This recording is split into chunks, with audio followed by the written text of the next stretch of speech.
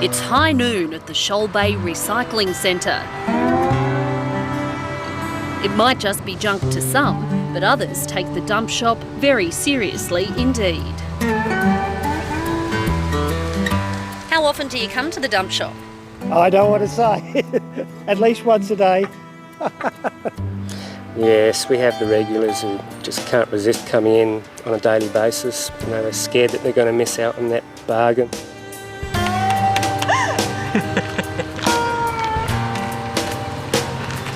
One person's trash is another's treasure, and if you come down here you can find a lot of things if you just look and take your time.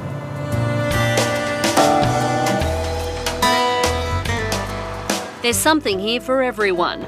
For many home handymen, it's a cheaper option than Bunnings or Mitre 10. So many people say, you know, it's Mitre 11. You know, I have a lot of customers always saying, you know, always have got to come down to Mitre 11 if we want that spare part or that bit of pipe. Alan Ashurst is one of those who uses the place like a de facto hardware store. I came for a piece of plywood and I'm looking at a boat instead. What do you think your wife's going to think of the boat idea? I don't know. She'd probably be angry. Boats are a high-value commodity at the tip shop. One big thing that got dropped off was a 15-metre hovercraft-like boat. It sat in the yard for a good year, and eventually we found an owner who wanted to put it down on their daily river property. You mean someone came and dropped off a whole hovercraft here? They had to bring their own crane to lift it off the truck. Doug Sokol was just about to leave when he saw a couple of roller doors too good to ignore. The old hand helps himself to the forklift. He used to work at the dump shop, but despite retirement, can't stay away. I reckon it's magic. Yeah, I reckon it's magic. I'm retired and I just fiddle around with bits and pieces. I'm an old-time collector. There's plenty of us up here.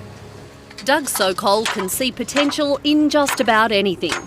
Well, it's just a pipe bending stand that you either use for electrical pipe or water pipe, probably about 20 or 30 years ago, for cutting the pipe and bending it, that's all. How much for that? Well, that belongs in a museum. I'd say I could get 20 on that one. Not likely. Well, how much do you think? I'll give you $10 for it. You're a tough man. OK, $10 it is. Haggling is just part of doing business here. Thanks. Sometimes it's a fun way to do the bargaining. Regulars will always get a discount here. I'll take this home now and tidy it up and paint it with coal gal and stick it amongst the other bits and pieces. Doug Sokol's treasures end up here in this hangar-like space he shares in Humpty Doo. He calls it his toy shed. This is my shed here. It's a 1,000 square metre shed, and as you can see, it's full of everything. So are you a bit of a hoarder? I'd say I am, yes, it's a disease.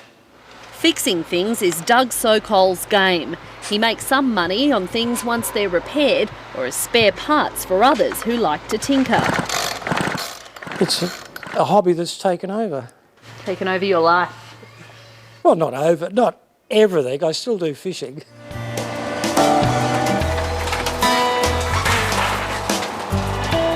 The bulk of the recycling centre's money comes from the resale of scrap metal. It actually relies on the metal part of it, the scrap part of it, is the main backbone of the Resource and Recovery Centre. But the metal business was hit hard by the global financial crisis.